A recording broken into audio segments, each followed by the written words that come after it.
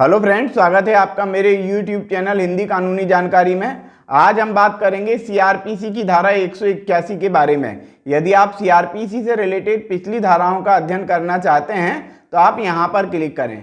आई button पर click करेंगे तो यहां से आपको सीआरपीसी के पिछले वीडियो मिल जाएंगे।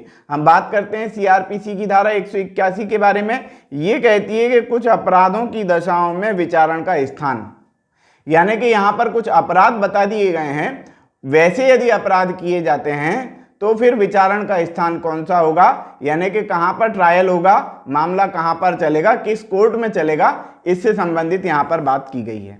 तो कौन कौन से ऐसे मामले हैं मैं आपको बता दूं कि धारा 378 से, मैं अब बात कर रहा हूं आईपीसी की धारा 378 से लेकर के 414 तक के जो मामले हैं, लगभग वे वाले मामले यहां पर दिए गए हैं। जैसे चोरी वाला मामला है, उद्यापन मामला है, डकैती का है, ठग का है, इस प्रकार का, या न्यास भंग का है। इस प्रकार के जो मामले हैं उन मामलों में यहाँ पर बताया है।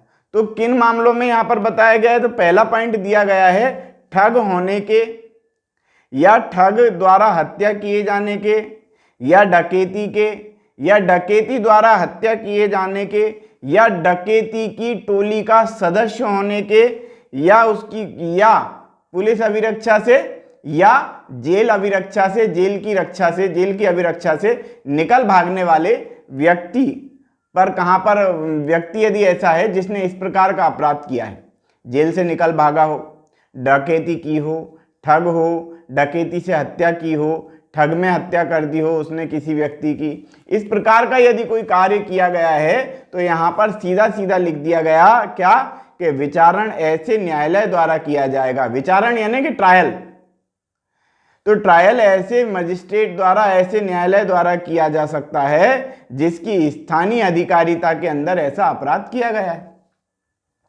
मान लेते हैं कि कोई अपराध जबलपुर में किया गया है, तो ऐसा वाला कैसा, ठग किया गया हो, ठग के द्वारा हत्या की गई हो, डकैती की गई हो, डकैती में हत्या की गई हो किसी की, डकैती का कोई सदस्य हो, इस प्रकार का कोई व्यक्ति निकल भागा हो, तब ऐसे समय में जहां पर से वो ऐसा अपराध जहां पर उस व्यक्ति ने किया है वहां पर जो है वही वाला कोर्ट जो है उसकी सुनवाई करेगा।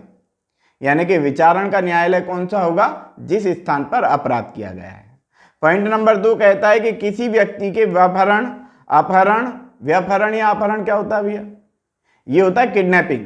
मतलब कि यदि कोई व्यक्ति ने किडनैपिंग की है तो क्या होगा, तो इसमें लिखा हुआ है कि यदि किसी व्यक्ति के व्यपहरण या अपहरण के किसी अपराध के बीच या विचारण ऐसे न्यायालय द्वारा किया जा सकता है जिसकी स्थानीय अधिकारिता के अंदर वह व्यक्ति व्यपहृत या अपहृत किया गया हो, या ले जाया जा रहा हो, या छिपाया गया हो, या निरुद्ध करके रखा गया।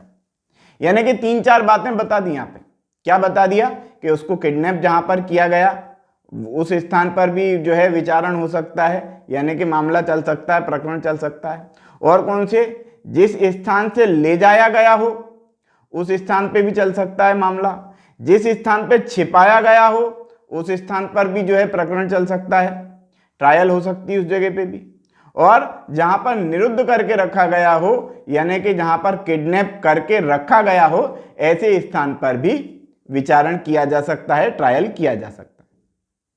तो आप तीसरा पॉइंट दिया गया है कि चोरी, उद्यापन या लूट के अपराध की जांच, यदि चोरी हुई है, उद्यापन हुआ है या लूट हुई है, चोरी क्या है, उद्यापन क्या है और लूट क्या है, इससे संबंधित आप धारा 318 से 414 आईपीसी की वीडियो देखना, आपको लिंक आपको मिल जाएगा, मैं आपको आखिरी में लिंक दे दूंगा इसमें।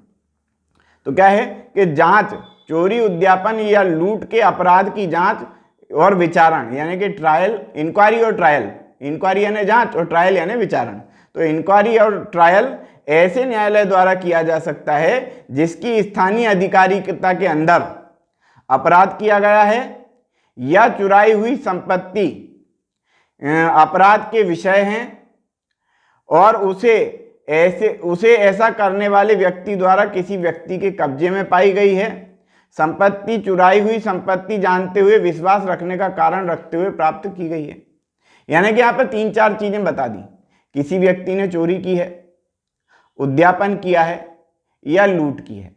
ऐसे समय में जहां पर चोरी हुई है, उद्यापन हुआ है और लूट हुई है, इन तीनों का जहां पर अपराध हुआ है वहां पर भी विचारण चल सकता है, ट्रायल चल सकता है।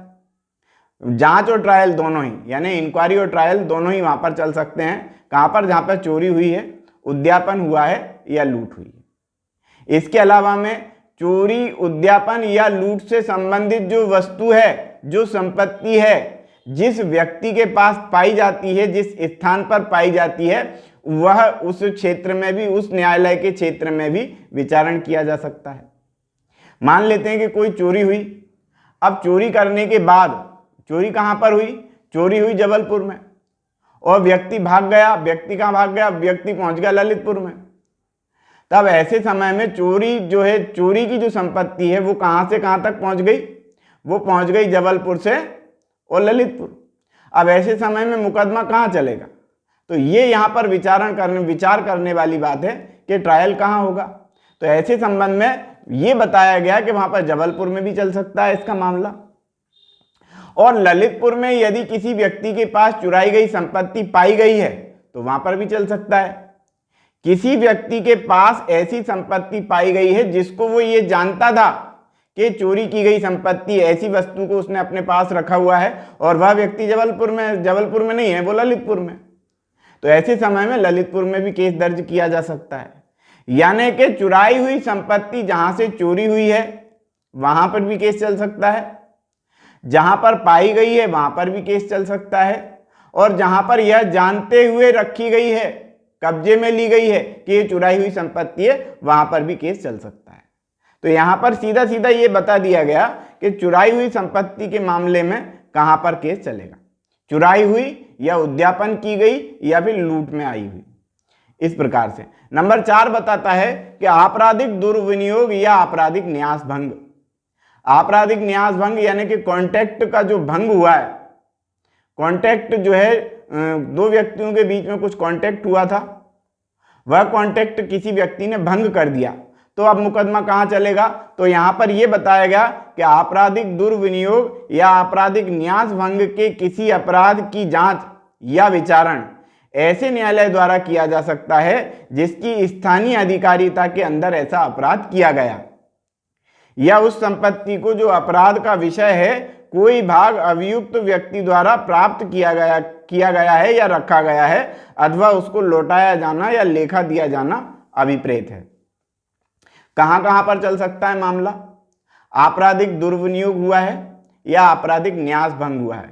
आपराधिक न्यास भंग यानी कि जहां कॉन्ट्रैक्ट हो गया था दो व्यक्तियों के बीच में और एक व्यक्ति ने उसका भंग कर दिया है, वो मानने को तैयार नहीं है।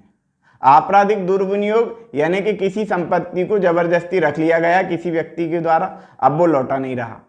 तब ऐसे समय में कहां पर मामला चल सकता है? तो मामला वहां पर चलेगा जहां पर वो संपत्ति के संबंध में ऐसा अपराध किया गया था। एक तो वहां पर चल सकता है, दूसरा ये है कि जहां पर वो संपत्ति पाई गई है किसी के कब्जे में, किसी व्यक्ति के द्वारा दूसरे व्यक्ति को दे दी गई है, लौटा दी गई है, तो ऐसे स्थान पर भी जो है प्रकरण चल सकता है, विचारण हो सकता है, ट्रायल हो सकता है। ये दोनों न्याय क्षेत्र अलग अलग हो सकते हैं। संपत्ति जहां से न्यास भंग हुआ वो स्थान अलग हो सकता है, और संपत्ति यदि अचल संपत्ति, चल संपत्ति है, मोटरसाइकिल वगैरह है, तो वो जिस स्थान पर पाई जाएगी उस स्थान पर भी जो है उस पर प्रकरण चल सकता है। तो न्याय क्षेत्र की बात है कि न्याय क्षेत्र कहां कहां हो सकता है, इस संबंध में यहां पर बताया गया। पॉइंट नंबर 5 क्या कहता है? पॉइंट नंबर 5 कहता है कि किसी ऐसे अपराध की जिसमें चुराई गई संपत्ति का कब्जा भी है, जांच या विचारण ऐसे न्यायालय द्वारा किया जा सकता है जिसकी स्थानीय अधिकारिता के अंदर ऐसा अपराध किया गया है, या चुराई हुई संपत्ति ऐसे व्यक्ति द्वारा कब्जे में रखी गई है जिसने उसे चुराई हुई जानते हुए या विश्वास करने का कारण रखते हुए प्राप्त किया या रखा। यहां पर चोरी की बात आई है। ऊपर जो पॉइंट अपन ने पढ़ा था, तीसरा पॉइंट, उसमें चोरी, उद्यापन और लूट 3 चीजें शामिल थी, लेकिन यहां पर सिर्फ चोरी की बात है। यानी कि चोरी से रिलेटेड संपत्ति के मामले में वो यदि अपराध किया गया है तो फिर वह कहां पर प्रकरण चलेगा, यहां पर यह बताया गया। क्या बताया गया? पहली बात तो ऊपर ही बता दिया था कि चोरी यदि की गई है तो जहां पर चोरी की गई है वहां पर प्रकरण चल सकता है। चुराई हुई संपत्ति किसी व्यक्ति के कब्जे में पाई जाती है वहां पर भी प्रकरण चल सकता है। उस स्थान पर मतलब उस स्थान का जो न्याय क्षेत्र लगेगा। मैंने उदाहरण समझाया था ना कि यदि किसी व्यक्ति ने जो है चोरी जबलपुर में की है और संपत्ति ला करके उसने जो है कहां पर रख दी, ललितपुर में रख दी, तो प्रकरण कहां चलेगा, ललितपुर में भी चल सकता है और जबलपुर में भी चल सकता है। तो यहां पर यही बताया गया है कि चोरी की गई संपत्ति जहां पर पाई जाती है, किसी व्यक्ति के कब्जे में है या किसी व्यक्ति ने यह जानते हुए उस संपत्ति को रखे रखा है कि यह चुराई गई संपत्ति है, तो इन सभी स्थानों पर प्रकरण चल सकता है, मामला चल सकता है, यहाँ पर कोर्ट के द्वारा सुनवाई की जा सकती है। तो आज हमने अध्ययन किया सीआरपीसी की धारा 181 के बारे में। यदि आप सीआरपीसी से रिलेटेड या आईपीसी से रिलेटेड या भारतीय संविधान से रिलेटेड कोई वीडियो देखना चाहते हैं या अगला वीडियो देखना चाहते हैं, सीआरपीसी का अगला वीडियो यानी कि 182 सीआरपीसी की धारा 182 का अध्ययन करना चाहते हैं, तो आप यहां पर क्लिक करें। आई बटन पर क्लिक करेंगे तो यहां से आपको सीआरपीसी के, आईपीसी के और भारतीय संविधान के समस्त वीडियो के साथ सीआरपीसी का अगला वीडियो भी यहां से आपको मिल जाएगा। तो आज की वीडियो में इतना ही। वीडियो यदि आपको पसंद आया हो तो वीडियो को लाइक करें, शेयर करें, कमेंट्स करें, और यदि आपने हमारे चैनल को अभी तक सब्सक्राइब नहीं किया है तो चैनल को सब्सक्राइब कर लें, बेल आइकॉन प्रेस कर दें ताकि अगली वीडियो का नोटिफिकेशन आपको मिल सके। ये वीडियो देखने के लिए बहुत बहुत धन्यवाद।